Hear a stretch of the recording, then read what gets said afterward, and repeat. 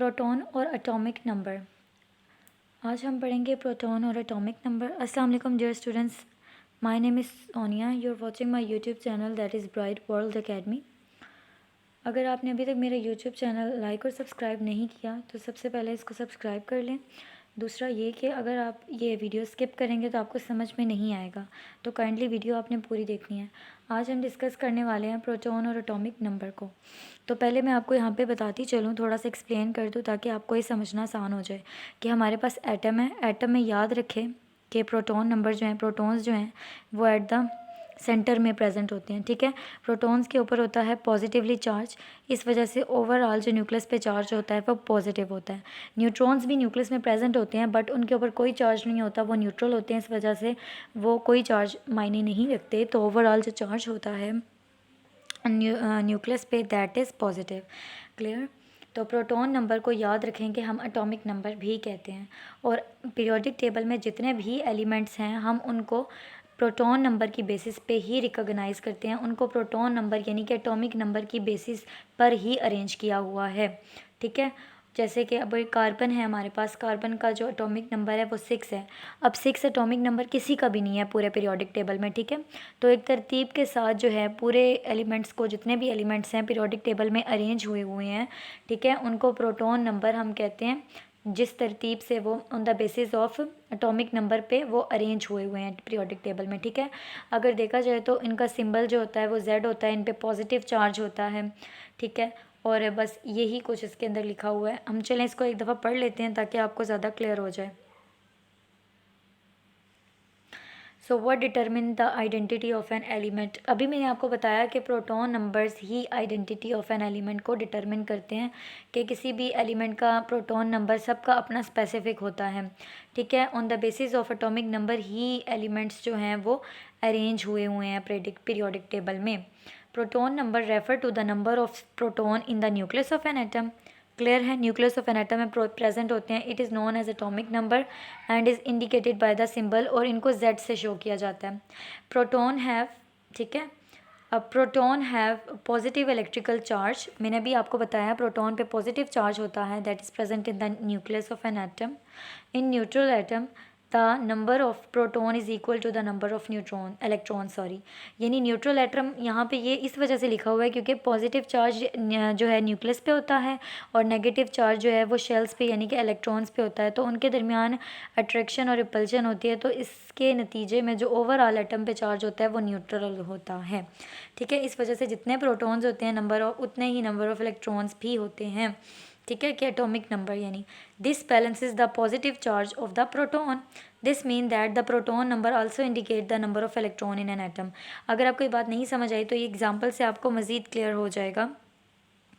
There is only one proton in the nucleus of hydrogen atom, यानी कि एक ही proton है, ठीक है, जिसको हम कहते हैं वन, हाइड्रोजन एटम के न्यूक्लियस में। ठीक है, और therefore its atomic number is 1। ठीक है, एक प्रोटोन होने की वजह से, मैंने अभी आपको बताया प्रोटोन को हम एटॉमिक नंबर भी कहते हैं। आगे किस टाइप का न्यूमेरिकल आएगा हम वो सॉल्व करेंगे। अगर प्रोटोन नंबर 1 है तो ऑब्वियसली उसका एटॉमिक नंबर भी 1 होगा। क्यों? क्योंकि प्रोटोन और एटॉमिक नंबर सेम होता है। All the atoms of a given element have the same number of proton.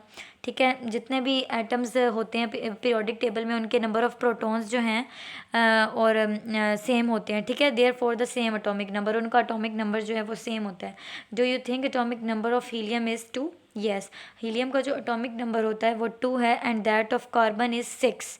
ठीक है, अगर कार्बन का 6 है तो इसके इसी तरह बाकी एलिमेंट्स का जो एटॉमिक नंबर होगा वो थोड़ा डिफरेंट होगा। इस वजह से एलिमेंट्स को जो है, हर एलिमेंट जो है वो बाकी एलिमेंट से यूनिक है। ठीक है, हर एलिमेंट बाकी एलिमेंट से यूनिक बना देते हैं इसको। ठीक है, तो अब हम लोग पढ़ते हैं यूनिकनेस ऑफ प्रोटॉन। ये हम लोग ऑलरेडी डिस्कस कर चुके हैं कि क्यों जो है प्रोटॉन नंबर जो है यूनिक है, क्योंकि हर एक एलिमेंट का जो है वो प्रोटॉन नंबर डिफरेंट है। इसी तरह देखें, यहाँ से हम पढ़ते हैं in the periodic table elements are arrange on the basis of the atomic number. ठीक है, एटॉमिक नंबर की बेसिस पे ही एलिमेंट्स को अरेंज किया गया है। ठीक है, the number of proton is related to the position of element in the periodic table. उसी के मुताबिक उनकी जो पोजीशन है वो पीरियोडिक टेबल में फिक्स कर दी गई है। जैसे for example if an atom has a one second, जैसे कि for example if an atom has a proton number of 6 it must be carbon. हमें पता होगा कि अगर वो उसका एटॉमिक नंबर 6 है तो वो मस्ट बी कार्बन है। अगर किसी एटम का एटॉमिक नंबर 11 है, या प्रोटॉन नंबर भी कह सकते हैं 11 है, तो हमें पता है वो मस्ट बी सोडियम होगा। ठीक है। अगर किसी एटम या एलिमेंट का जो है वो प्रोटॉन नंबर 7 है तो हमें पता है कि वो नाइट्रोजन होगा। ठीक है। और अगर किसी का जो है प्रोटॉन नंबर 8 है तो उसका जो है वो एटम जो है वो एलिमेंट जो है वो ऑक्सीजन होगा। You can identify each atom by the number of protons. ठीक है। आप नंबर ऑफ प्रोटॉन से हर एक एलिमेंट को जो है वो आइडेंटिफाई कर सकते हैं। तो ये बहुत ही आसान था। ठीक है। कि बस यही बताया हुआ है कि आप जो है नंबर जो एटम्स होते हैं आप जो है उनको उनके प्रोटॉन नंबर से भी आइडेंटिफाई कर सकते हैं। फिर नेक्स्ट हमारे पास आता है वेरी सिंपल न्यूक्लियन नंबर और एटॉमिक मास। अच्छा, न्यूक्लियन नंबर थोड़ा सा डिफरेंट हो जाता है, हम इसको सिर्फ एटॉमिक मास कहेंगे। ठीक है। एटॉमिक मास आप याद रखें। अगर आपको न्यूक्लियन नंबर की डेफिनेशन चाहिए तो इसकी डेफिनेशन यहाँ पर मेंशन्ड है कि टोटल नंबर ऑफ प्रोटॉन्स और न्यूट्रॉन का एटम में होगा, उसको हम जस्ट न्यूट्रॉन नंबर कहेंगे, न्यूक्लियन नंबर कहेंगे, बस इतना सा है। ठीक है। तो the total number of proton and neutron in an atom is known as nucleon number, that's it. ठीक है। बस इतना सा आप डेफिनेशन याद रख लें। ठीक है। लेकिन अगर न्यूट्रॉन नंबर डिफरेंट हो गए तो क्या होगा? अगर बेटा याद रखें, वैसे तो न्यूट्रॉन नंबर हर एटम का ना, वैसे कुछ एटम का सेम होता है, लेकिन अगर जिस एटम का न्यूट्रॉन नंबर डिफरेंट है, ठीक है, एक ही एटम है उसके पास 2-3 न्यूट्रॉन नंबर हैं जो कि डिफरेंट हैं, तो उनको हम लोग आइसोटॉप्स कहते हैं। ठीक है।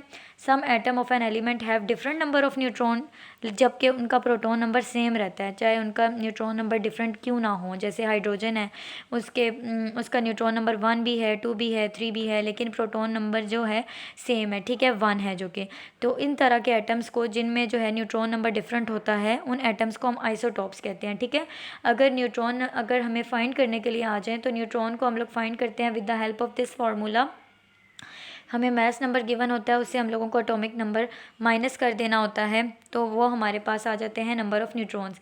इसी से रिलेटेड नीचे एक न्यूमेरिकल दिया हुआ है, determine the number of protons and neutron in an atom. अब ये क्वेश्चन है हमारे पास, atomic number of an element is 17। ठीक है। Atomic number of an element is 17 and mass number is 35। How many protons and neutron are in the nucleus of an atom of this element. कह रहे हैं कि proton भी बताएं। पहली चीज़ उन्होंने क्या हमें बोली हुई है कि नंबर ऑफ़ प्रोटॉन्स भी बताएं। ठीक है। उसके बाद जो है वो न्यूट्रॉन्स भी बताएं। पहले प्रोटॉन बताते हैं।